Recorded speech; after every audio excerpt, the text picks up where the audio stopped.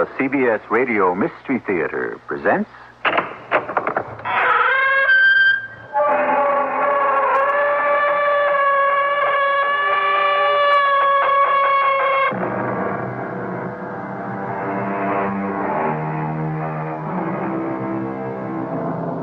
Come in. Welcome. I'm E.G. Marshall. This is a love story, pure and simple. Well, perhaps not all that simple. I realize I have a reputation to maintain, so I promise you it will contain at least one surprise. But it is a love story. And it reminds me of one of the greatest sonnets ever written, Elizabeth Barrett Browning's How Do I Love Thee?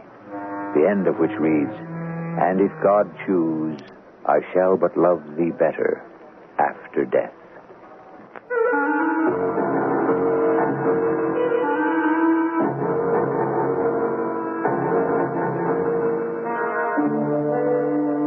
Our mystery drama, Rendezvous with Death, was written especially for the Mystery Theater by Ian Martin and stars Christopher Tabori and Roberta Maxwell. I'll be back shortly with Act One.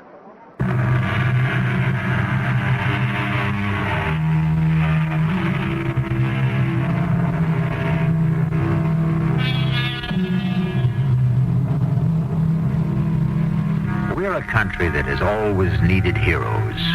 They are tailored, of course, to our changing customs, and we are a country of change. Daniel Boone, Lincoln, John Paul Jones, Lindbergh, Babe Ruth, Frank Sinatra, they're quite a grab bag, a reflection of America. Mike Thurston was one of the chosen. In a football-conscious era, he had done all the right things, picked the right college, the right team, became a sports glamour boy. He was blonde, tall, shaped like a wedge, and a quarterback. The other side of the coin was quite different. First of all, Mike Thurston was a very solid, likable, real Joe. And second, but that's the story. An interesting situation's been developing. The Big Ten Conference, as you all know by now, is settled. And Minnesota will be traveling to the Rose Bowl unless, and here's the drama of today, unless Fresno State can pull off the upset of the year, led by the Golden Arm, Mike Thurston. He is a story tailored for headlines. An unsung hero from a small college, Mike Thurston is challenging mighty USC. Now, score 17-12 in favor of USC. There are 38 seconds left, and Fresno has the ball. Third down on USC's 23-yard line and 7 yards to go. This is the key play. A touchdown is a must. The ball is snapped. Mike Thurston's fading back for a pass as everyone expected. The blocking is good. He has time. He spots the man downfield. The pass is away. Perfectly thrown, leading the receiver. And the pass is good. The pass is good in the end zone. Fresno goes ahead 18-17 with only seconds left on the clock. The crowd is going mad. This is the finest moment of a young man's career. Wait a minute. Wait a minute now. I don't understand this. Mike Thurston is down. Nobody broke through, but obviously he is hurt in some way. I can't tell you why right now. I knew it, Jack. I knew it. He never should have played. Now, take it easy, darling. Why did you turn off the TV set? Maybe he's just hurt. Just hurt? Isn't that a great line for a parent to have to say? You know what I mean. Well, of course I know. We'd both be happy to hear he'd only broken a leg or a collarbone or something. Anything that could be fixed. What? All right. Now, easy, darling. Just take it easy. I mean, the doctors gave him a clean bill of health. Well, they said they hoped they'd gotten all of it, but you never could tell. Well, let's try to think positively. I'm not going to believe the cancer is back. I am going to turn that TV back on and find out what happened. Do what you want, Jack. It isn't going to change anything. The cancer is back inside our golden boy, and it's going to destroy him before he even has a chance to really live.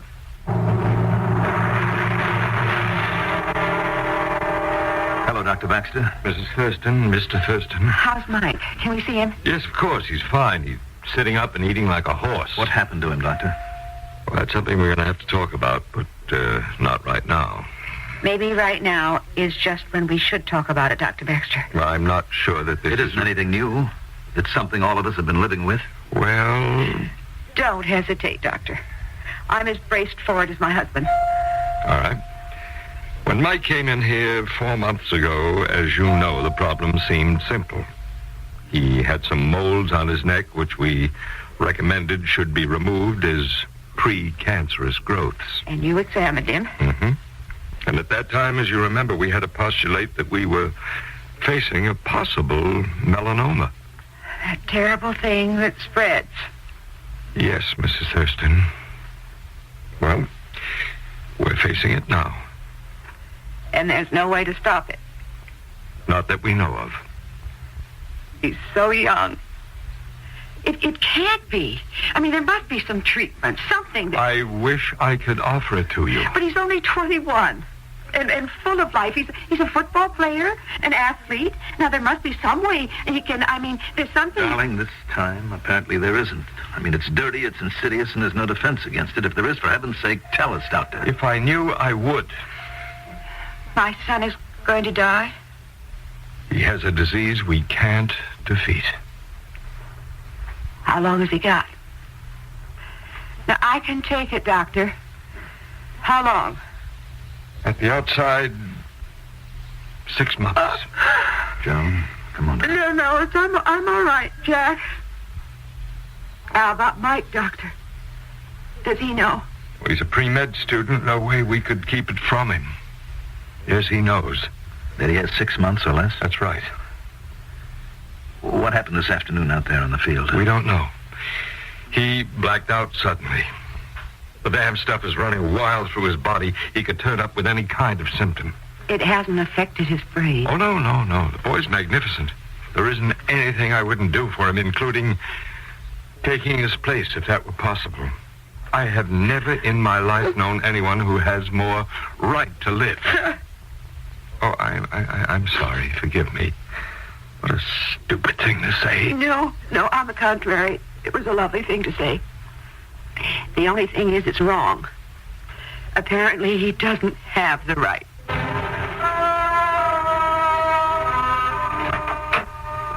Hello, Mom. Dad. Hello, Mike, darling. Hello, son. Did you come to spring me? Well, I don't know, Mike. That's really up to the doctor. No, sir. Strictly up to me. I want to get out of here. Oh, Mike, if Dr. Baxter thinks that The you... doc and me have kicked this around, Mom. That's us, not hack around. Hasn't he leveled with you? Yes, Mike, he has. So, no hearts and flowers. That's the way it is. I want to make the most of what I got left. Dad, you remember that summer I spent with Frank and Robert Herman in New Mexico in the Sangre de Cristo? Yes? I really dug that. My own horse, shoeing him, taking care of him. In the saddle at least half of every day. And the mountains, all that. In some ways, it was the best time I've ever spent in my life. And now, come on, you two. We can't freeze every time any of us think we've said the wrong word. Mom, Dad, please. Oh, yes, it's a raw deal. But crying isn't going to change it. Can we just forget what's going to happen and try to make the best of what's left before it does? Dad was the greatest.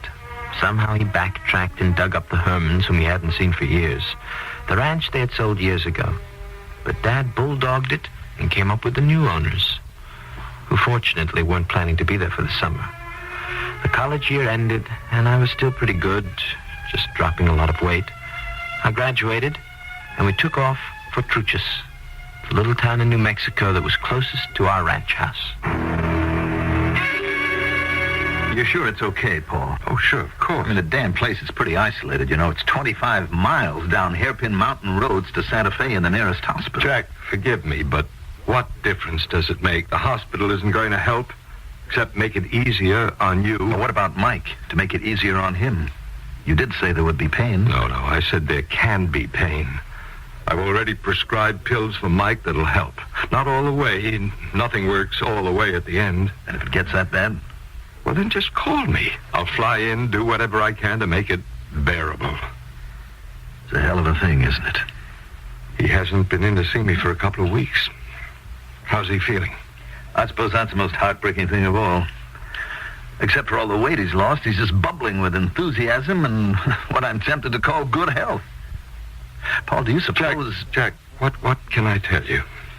The biopsies are the same. Nothing has changed. It'll go along from day to day, and suddenly, out of the blue, it'll all be downhill. And we can only pray that once the turning point comes, it'll be fast. I'm sorry. I feel like an executioner. I think we all do. I wish to God I knew some way to fill up the last days to make some part of it all seem worthwhile. I think Mike himself is creating that possibility. Just go with him, let him squeeze everything he can out of the end of his life and find his own meanings. Just be sure he has enough pills to dull the agony, if it comes. Why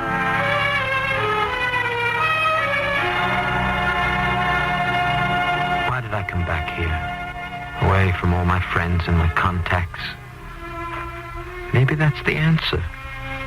I'm running scared. But am I? I don't want to die. Maybe the whole trouble is I just can't quite believe I'm going to. That I'll beat the odds somehow. That I have to be special. And then the pain comes, and I know no matter how much it hurts me, it just crumples Mom and Dad. So I try to get away where they won't see it. Oh, now, come on. Easy, boy, easy. Oh, come on. Suck in that belly.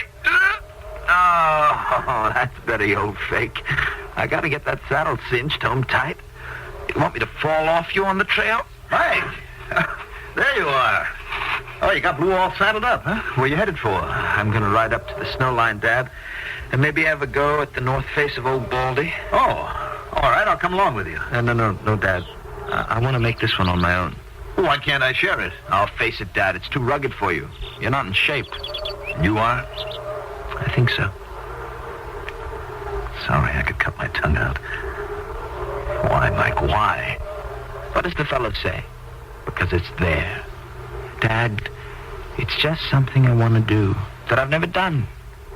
Maybe I'm trying to prove something, but I feel I got to do it. Not alone, Mike. I mean, suppose you slipped or missed a step or... Supposing I did, Dad. Would I be any worse off? You didn't, Jack. You couldn't have let him go climb that mountain by himself. Joan, there really wasn't any way I could have stopped him. Well, at least you could have gone along. I wasn't prepared to, and he didn't want me. But that's a sheer rock face. It shouldn't be climbed alone. Joan, I suppose almost anything Mike does from here on in has to be on his own. Well, suppose he falls. We covered that eventuality, and you know what he said? What? Something that we can't argue with. Would he be any worse off if he did? Well, that's a terrible thing to say. I know, but it's a terrible situation that we all have to face. But as long as he's alive, there's always a chance. That isn't fair, Joan. We all know that there are no miracles. Well, but how can we be sure? And you know what Mike's like. He doesn't think of himself, only us. Now, it would be just like him to be quixotic enough to think that his death would be better if it was quick and sudden. It might be better for him, Joan. No. We've got to hold on to the last minute. Hope against hope. Oh, Jack, why did you let him go up that mountain? What's going to happen to him now?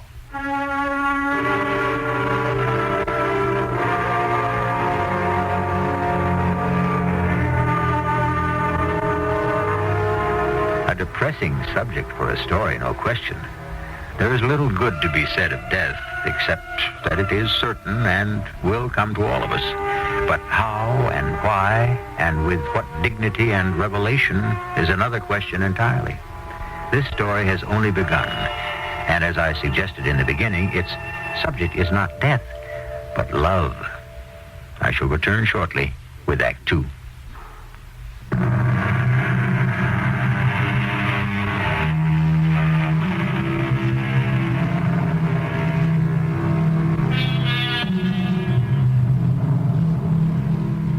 The approach to Old Baldy isn't difficult. Above the tree line, you are still only on the shoulders, and when the snow begins, there is one frozen esker which can be traversed on horseback across a deep valley. Once across that, to reach the last 1,500 feet of that 12,000-foot peak, if you circle it to the south, you can ride all the way to the summit. But if you decide to climb, it's a whole other story. But Mike made no attempt to climb it. What drove me up here today? What did I have in mind? I wanted to prove something, spit in somebody's face, except that I realized I hadn't the strength. Oh, Lord. Oh, the pain. Oh, the pain is something else. I don't know how much more of it I can take. Oh, it's gone now. But for how long? Oh, this is magnificent. I can see 100 miles. I ought to be a god and immortal. Only I'm not. 3 steps, my old buddy, and you look down a quarter of a mile. 1 more step, and you've bought a ticket to oblivion. Why not? The easy answer, and you protect Mom and Dad. A climbing accident, a slip. What a tragedy. Hey, you down there. You out of your mind? What are you doing there? Hoping not to blow it. But I ran out of pitons. Don't move. Stay still. No way you can get from that ledge up over this sellback. Brilliant deduction, man. That's why I was just waiting for you to come along. Extend a helping hand. Unless you have something else in mind. If I did, it's out of it. Oh, I'm so brilliant. Why didn't I bring some rope? Because you weren't planning to climb. Just maybe to do what? There's no time for small talk. I'm with you all the way. Look, I'm taking off my shirt, rip it up, and make a rope out of it. You tie off your climbing rope to it, and as soon as I haul up your rope, we'll walk you over the turtle back like you were a fly. So I can step into your parlor? I'm not much of a spider. Even if you were, I'm a willing victim. Dishonor rather than death, I always say. Oh, that's the best offer I've had all summer. Okay, you ready? Here. Where do you buy your shirt? I don't. I just figure birthdays and Christmas, I'll get a pair of supply. Sorry you blew this one. It looks expensive, and I bet you are cute in it. How do you like to stop being so brave and get sensible? Don't rock the boat, Sir Galahad. I'm not brave. I'm scared. Can you tie it off all right? This ought to hold. Pull away. Okay. Okay, I got it. Now, you got a sling around you? A sling around my shoulder and a sky of blue above. Sure it's secure. As only a good bowman can make it. Hang tight. Okay, grab anything you can to help. Let's go. All right. And here she goes. Heave away. All right, just about home. Slide, Kelly. Slide. Just be sure you touch the plate. Oh. Geronimo. You all right? Solid, man, solid. Who are you anyway? My name is Laura. As in, but she's only a dream. Pretty hefty dream, wouldn't you say? Who are you? Mike Thurston.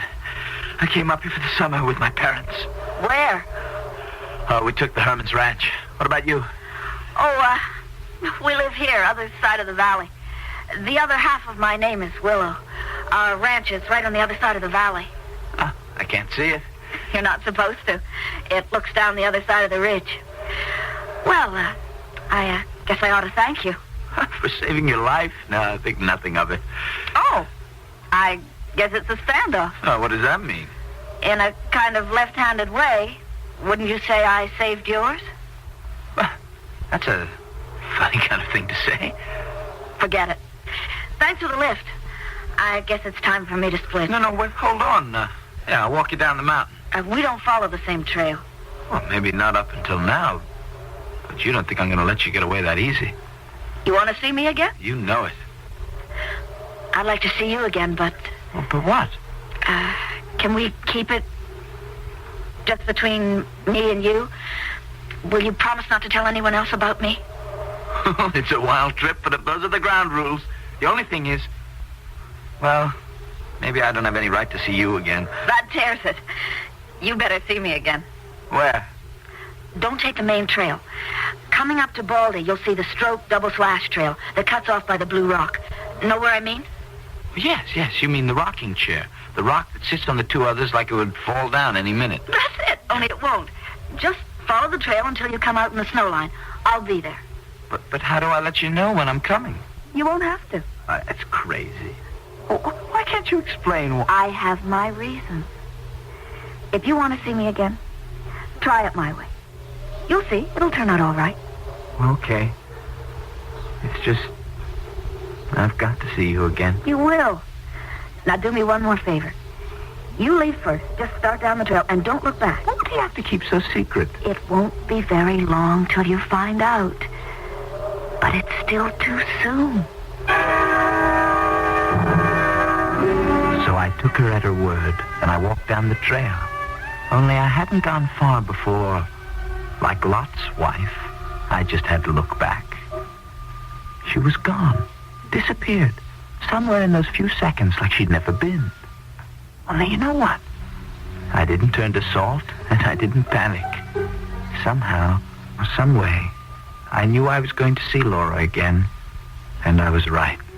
Only first, I had to get on home. Mike, well, it's good to see you. You nearly drove us crazy being gone so long. I'm sorry, Dad.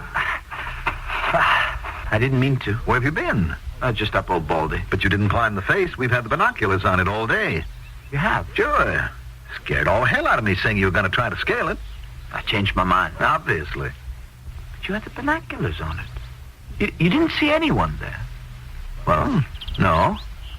Who? I don't know. It was just an idle question. Well, it didn't sound so idle. Well, it was.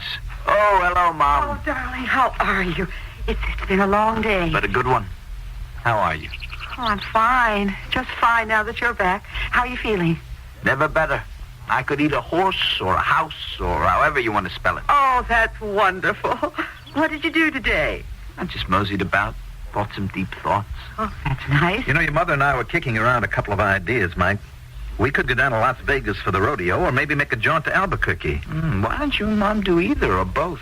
Me, well, I think I'll just stick close to home. Well, Mike, we're trying to think of you. If this isn't the place for us to be, you just name it. No, Dad. I think this is just the place for me. How could I tell my parents anything about that magic summer? How could I even explain it to myself? I, who knew I had lost my life, asked nothing more than to continue it with the magic girl I met in the glow of the Blue Mountains. You're just going to have to learn to be a believer, Mike. I never thought I'd see you again. Why? Oh, I don't know. That day was so wild. I guess I thought I dreamed you. You don't believe in dreams come true? I don't know what I believe in anymore. Let's take us as we find us. What shall we do today? I couldn't care less, as long as we do it together. Okay, let's blaze a private trail from here to there. What do you mean? Got a hatchet? Sure. Right here in the saddle holster. Okay, we'll start here, cut across virgin forest, and blaze our own trail tree by tree to where? Wait a minute. Here, if I stand up in the stirrups, I can see a special little break in the trees halfway down the mountain. Let's cut it down to there, and that can be our special place. Yeah, special place. You're on, Mike. Let's find our way home.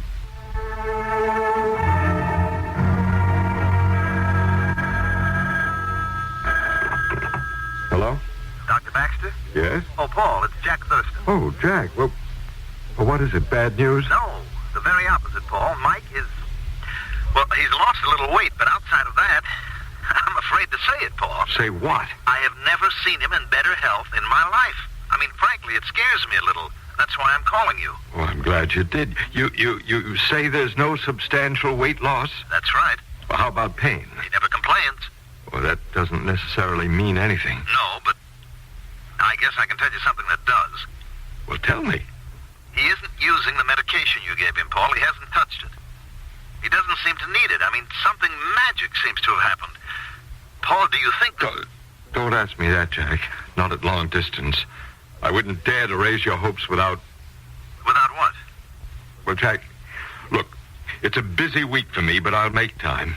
Can I fly up there, spend the weekend, maybe? Sure, you could come in to Santa Fe. I'll drive down and pick you up. Now, wait a minute. I got a better idea. I'll rent a car in Santa Fe and drive myself up. Make it seem like an offhand kind of thing. I'll fly out tonight. I ought to be able to join you for lunch tomorrow. Expect me then. My love to Joan.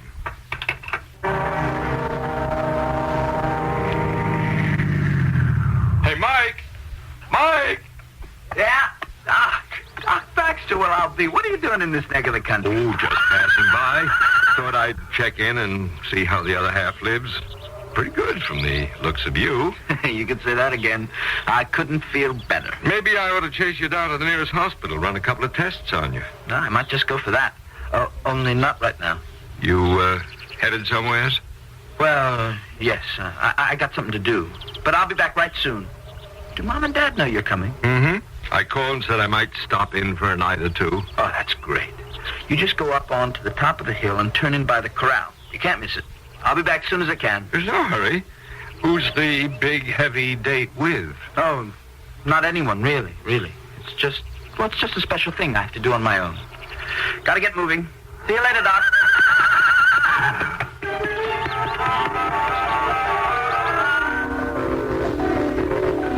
Yeah, these mountain roads are a little rough, Joan. Sorry I got here late. I met Mike right down the mountain a bit. Doesn't he look fabulous? Does indeed. Oh. I've never seen him look happier. Or healthier. Paul, do you think that there's a chance that some miracle... You know, I'm scared even to allow myself to think of it, but I do have to agree with Joan. Something's happened, something wonderful. Don't you agree? I wouldn't want to raise any false hopes. The physical thing we'll check out thoroughly. But one thing I do know. There's something lifting that boy's spirits halfway to the sky, and I think I know what it is. He's in love. In love? With whom? A girl, I'd expect. Paul, there isn't a girl his age within 15 miles of here. The only other hill on Grass Mountain is Art Chalice's hut up the slope, and he's not there. No one is, except for an abandoned house I looked at on the other side of the valley when we were planning to come up here, and that's in no condition for anyone to live in. And yet, you know, now that Paul mentions it, I think he's right. He's never mentioned anyone to you? No. When I go on down for the mail today, I'll have to ask the skipper at the country store if he knows about anyone. Something awfully strange going on here that I think we'd better look into.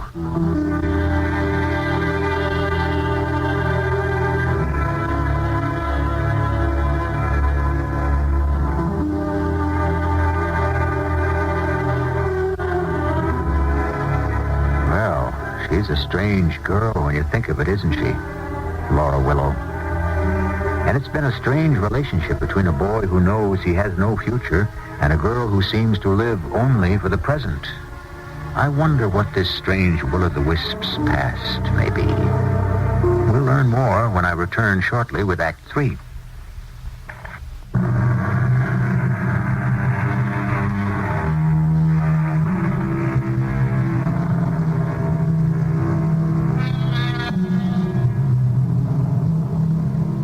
The forest of spruce that sprawls over the Sangre de Cristo Mountains is thousands of years old.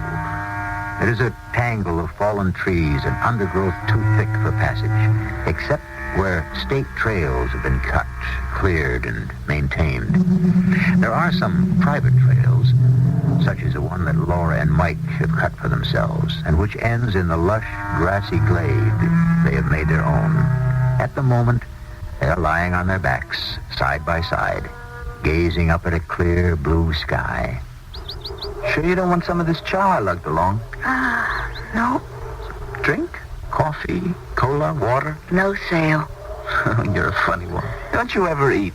I have eaten in my day, boy. I've never seen you. Maybe I have bad table manners. You couldn't do anything ugly if you tried. I hope not. Hey, come on down. What do you live on, really? Cloud 9. You're far out, you know it. But not out of sight. I wish you could never be out of my sight. I'm not going anywhere. But I am. Mike, maybe it's time for us to... No, not yet. I can't. Let's just keep it the way it is. Something private, just for us. Nobody else a part of it. And we're a part of nothing else but just this.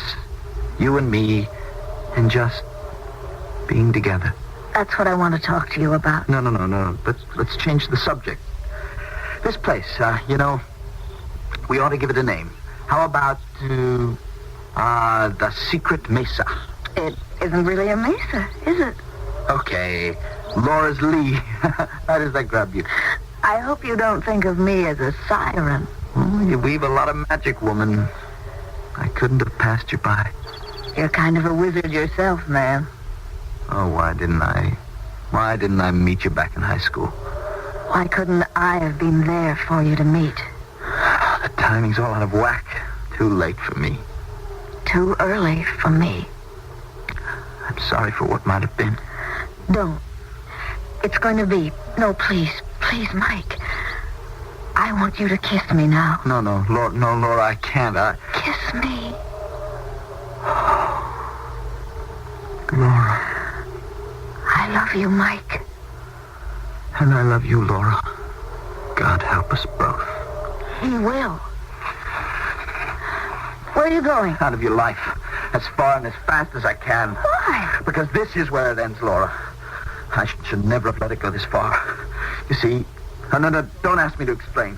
But there isn't any future in it. I can't go to meet your parents. I can't even take you back to meet mine. I have no right to get you involved. The best thing I can do is cut out.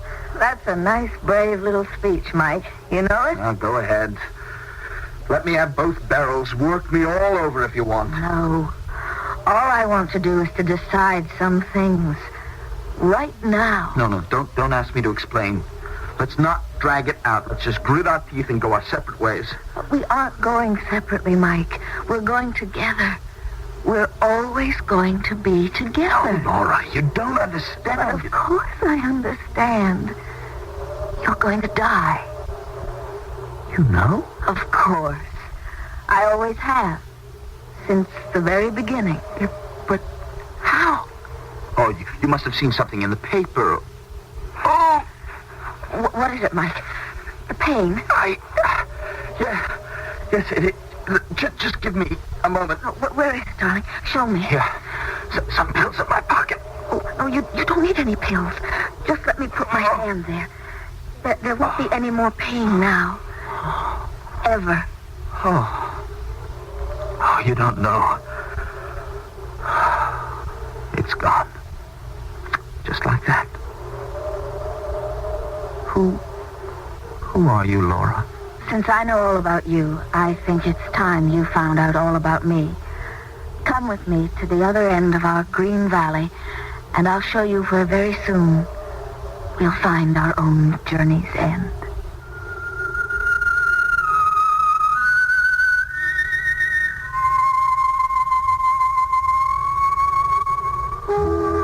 It's all so beautiful and so hard to believe, Laura. It won't be, darling, when we come into our own.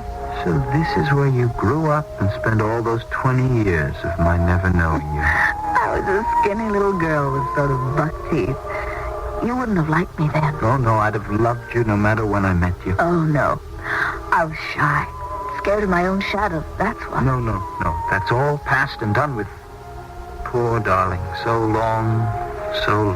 I would have waited 100 years just knowing you would come. I'm sorry it took so long. You had to have time to grow up to me, my darling, so we could have our own eternity together. I've got to go now.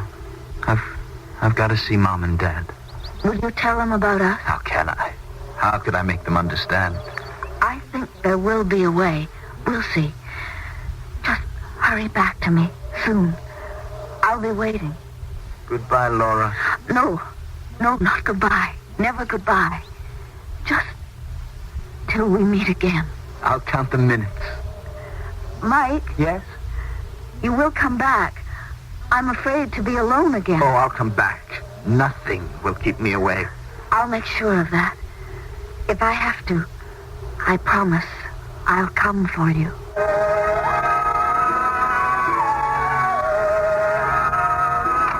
Doc, for heaven's sake, come with me. Help me. Well, what is it, Jack? It's Mike. Over this way. When I drove up, he was just sitting on his horse, hanging onto the pommel and swaying. I just got out of the car in time to catch him as he fell. Around the corner of the barn. Was he in pain? No. It was more like a man in a dream. Oh, good Lord. Look at him. Is he dead? Quiet a moment. No. His heart's still beating. He's feverish. I don't like the look of that. What? He's in coma. Come on, Jack. Right. Let's get him into the house before his mother sees him like this.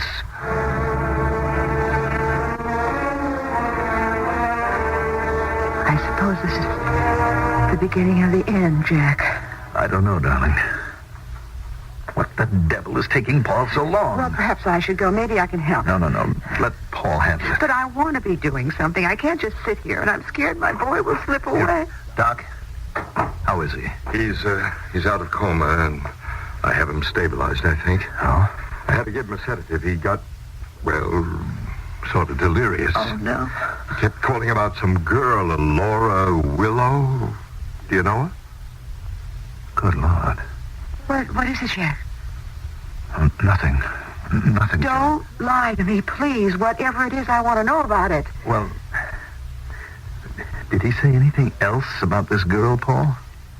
Well, it was disjointed, of course, just mumbling to himself, but apparently my guess about him was right. He's been seeing a good deal of this Laura Willow over the summer. The reason I had to knock him out was because he insisted on getting out of bed to go to her. Said she was waiting for him. Well, he's obviously madly in love with her. In love? Seeing her all summer, and he never told us. Why, Jack? Well, he may have been... I don't know, under the circumstances, since he couldn't have told the girl the truth about himself. No, what am I saying? If that was the girl, he couldn't have told her anything. How do you mean? Because... If you'd rather be alone together... No, Paul, it isn't that. It's just that... Look, I didn't pay much attention at the time. Skipper likes his little jokes. I thought he was pulling my leg. Jack, I wish you would come right out with it. Well, it was because of Paul's conclusion that Mike hadn't been off on these jaunts of his alone. When I got to the store, I asked Skipper if there was any young woman about, any girls about Mike's age. But why did you ask, Mr. Thurston? Well, it was something I had on my mind. My son, Skipper, I got a sort of notion that maybe he was squiring some local belle. Don't know who it'd be unless he wanted to cross the divide all the way down to Peckett's Lodge, where they got some dude ladies. It's pretty far. Nigh on to 25 miles. Oh, I doubt if it's anyone from there. I don't suppose there could be anyone. Only house outside of where we're staying is right here at Skipper's Corners, and Art's empty one up the hill, right? It's about the size of it. Certainly nobody could be living in that old abandoned place across the valley from us. That old Willow place? Oh, Lord, no. Place has been abandoned near 20 years, ever since Judd killed himself after his daughter died. Unless, of course, your son is gone and took up with a ghost. What do you mean? Well, you know how folks talk. They say moonlight nights, in particular during the summer, folk meet up with Laura Willow picking columbines up beyond the snow line to put on her own grave, some say.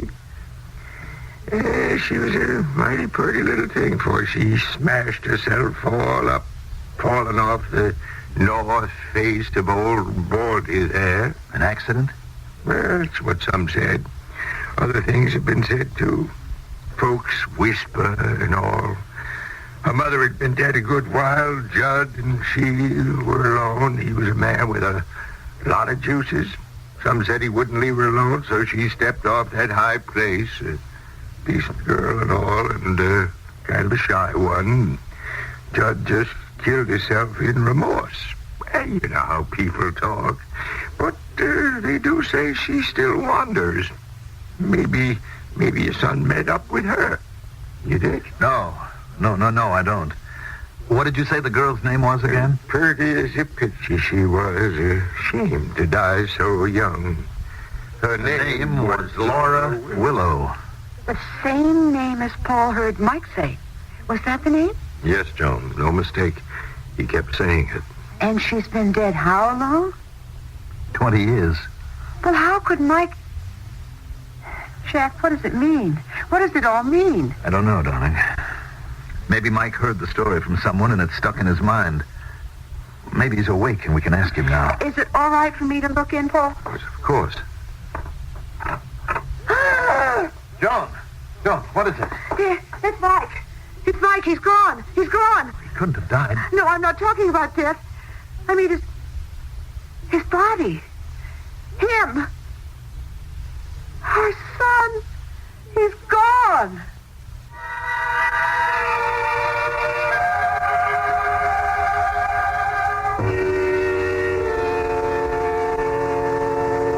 The body of Mike Thurston was never found. It was reasoned that in a delirium, he'd climbed out the window and wandered off into the forest to die.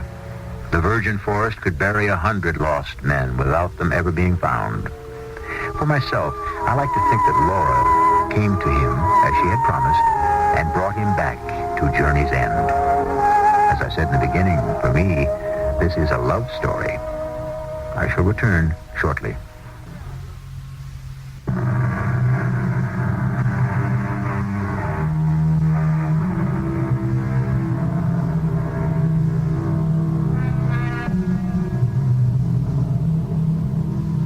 In the course of the search for Mike Thurston, his mother and father visited the remains of the Willow home.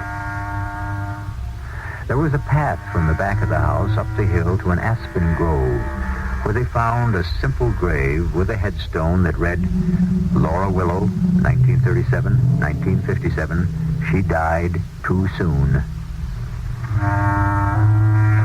I like to think some gentle God gave her 20 years of grace without growing older, and that she does not sleep alone for that eternal life to come.